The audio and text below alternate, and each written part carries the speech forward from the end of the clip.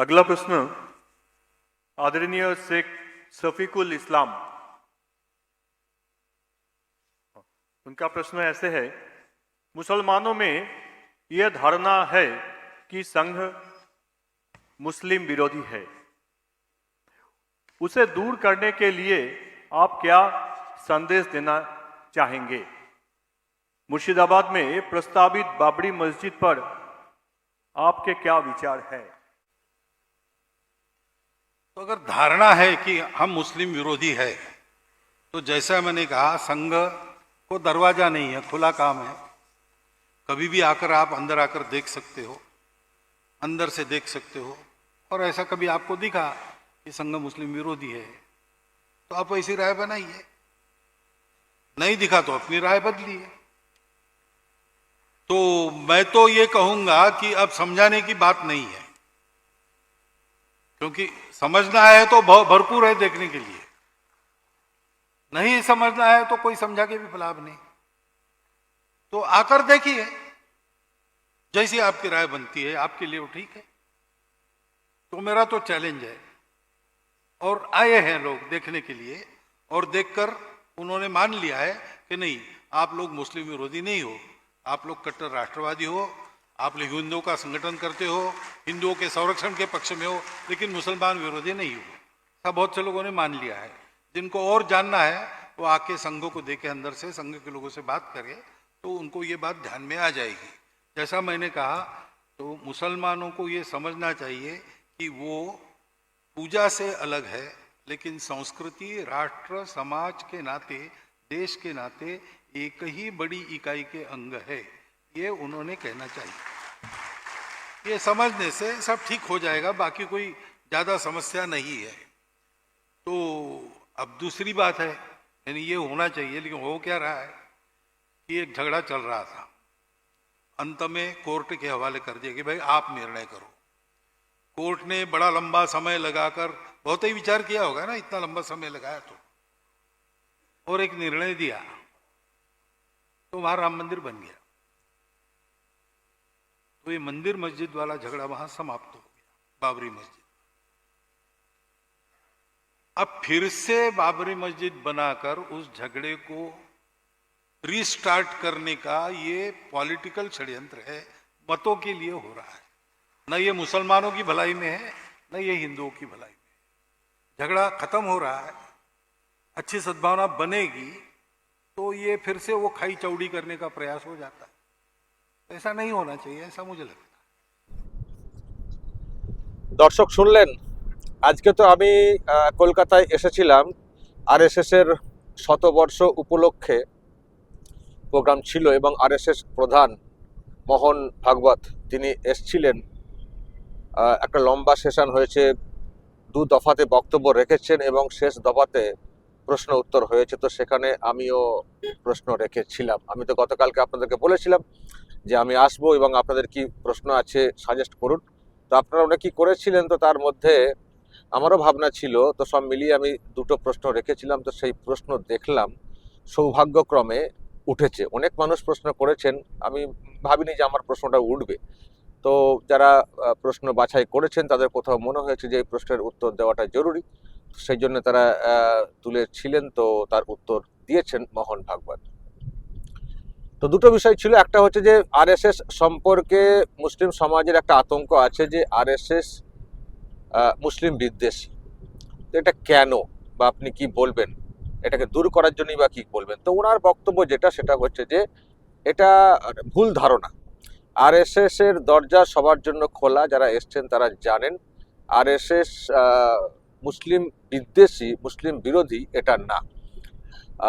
এটা যারা বোঝার তারা বোঝেন, যারা বোঝান না তাদেরকে কি করে বোঝাবো, এটা উনি বলার চেষ্টা করেছেন। ফলে আরএসএস যে সবসময় মুসলমানের বিরুদ্ধে, এই যে একটা কনসেপ্ট মুসলিম সমাজের মধ্যে আছে, বা বিভিন্ন পলিটিক্যাল পার্টি তারাও এই কনসেপ্ট ঢোকানোর চেষ্টা করে মুসলিম সমাজের মধ্যে, তো সেটাকে একেবারে মানে উড়িয়ে দিলেন কার্যত বলা যায়। তার বক্তব্য যে এই সংগঠন, এই সংঘ মুসলিম বিদ্বেষী, এটা ঠিক না। যারা দেখেছেন, বুঝেছেন, এসেছেন, তারা ভালো করেই বোঝেন। যারা জানতে চান, বুঝতে চান, তাদের জন্য মানে স্বাগত, যেটা আর কি বলার চেষ্টা করলেন। তো দর্শক, এই হচ্ছে ব্যাপার। আর আমি নিজেও যেটা বুঝলাম দর্শক, এখানে এসে আমারও অনেক ধারণা ভাঙলো আরএসএস সম্পর্কে। আমরাও যেভাবে শুনতাম, আমি জীবনে প্রথম আরএসএস এর কোনো প্রোগ্রামে এলাম আর কি, এবং একেবারে এমন একটা প্রোগ্রাম যেখানে যিনি আরএসএস প্রধান তিনি নিজে ছিলেন। তো আমারও ধারণা পাল্টালো। মানে আমি যতক্ষণ ছিলাম, সারাটা দিন ছিলাম, তো মানে এত হিন্দু সংগঠন এই যে বলা হয়, হিন্দু মানে হিন্দুত্ব ইত্যাদি, যতক্ষণ শুনলাম বক্তব্য দর্শক আছে, সারাদিনই উনিই বক্তব্য রেখেছেন কার্যত।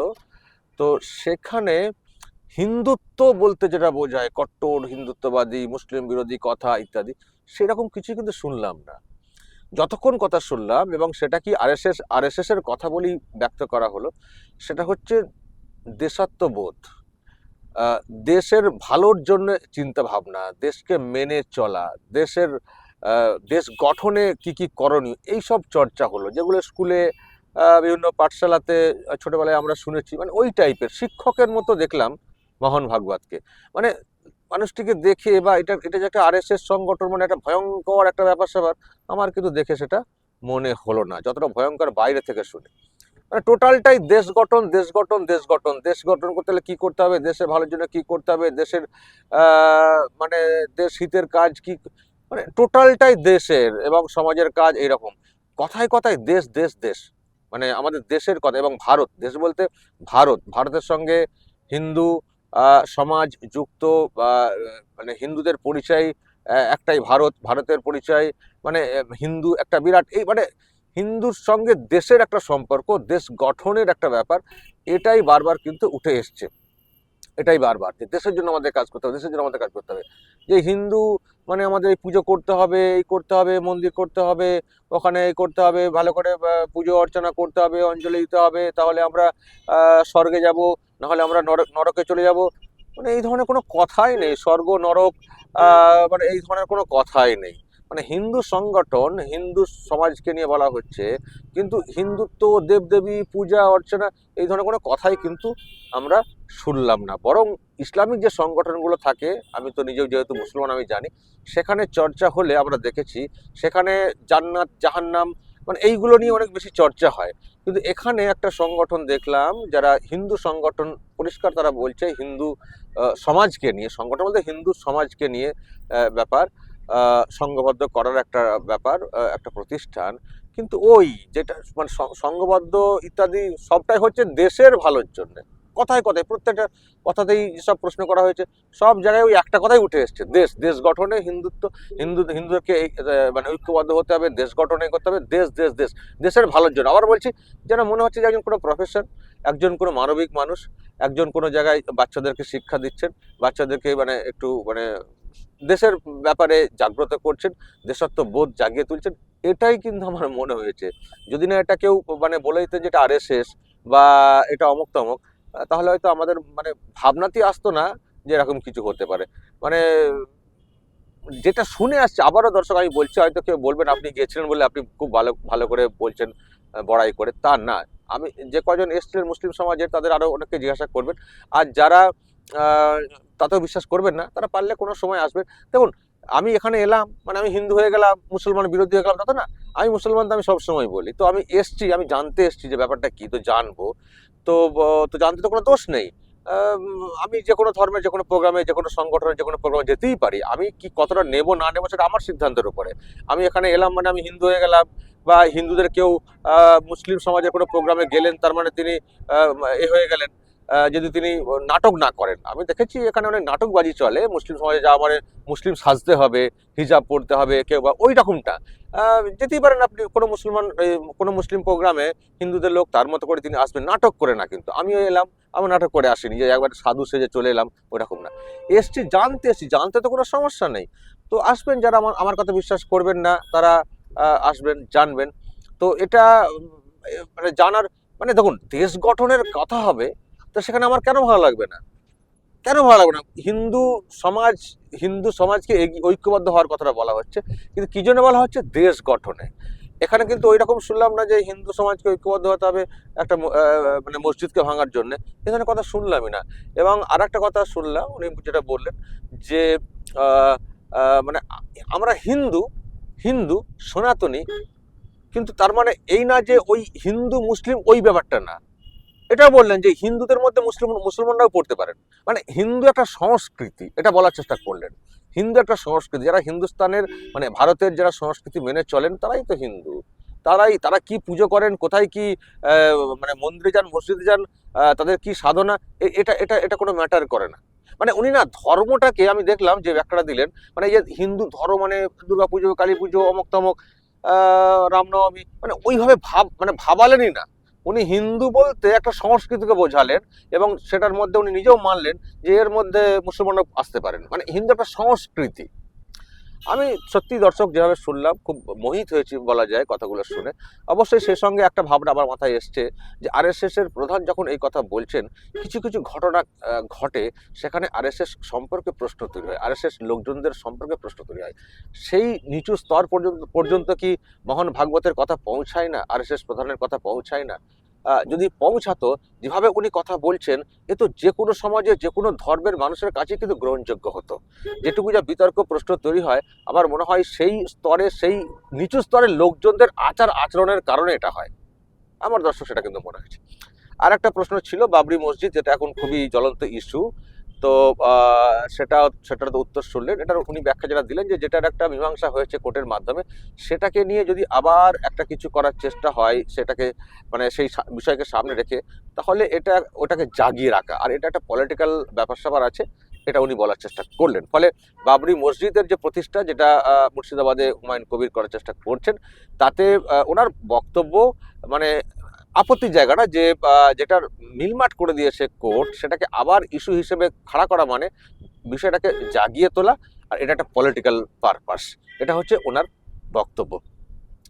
তো দর্শক, আপনাদের কি মত যা শুনলেন মানে আরএসএস প্রধানের, এবং আমার যা উপলব্ধি? এবার যদি আপনাদেরও আরো কিছু বলার থাকে, যারা এসেছিলেন এখানে, যারা আগেও এসেছেন, বলবেন। আর মুসলিম সমাজের লোকেদের যদি কিছু বলার থাকে আরএসএস সম্পর্কে, সেটাও বলবেন। আমি যদি পরবর্তী সময় আবারও কখনো মুখোমুখি হয়ে আপনাদের যদি মানে মানে এমন বলার আর কি, যেগুলো বলবেন আমাকে প্রশ্নের আকারে বলবেন, তার উত্তর খোঁজার চেষ্টা করব। দেখুন, আমরা একটাই চাই, ভারতবর্ষ একটা এমন একটা দেশ, সব ধর্মের মানুষের বসবাস, সবার আলাদা আলাদা ধর্মীয় ভাবনা আছে, কিন্তু ভারতের সংস্কৃতির দিক দিয়ে যদি বলি, তাহলে কিন্তু সেটা এক। সেই জন্য তো আমরা সবাই ভারতীয় বলি, তাই না?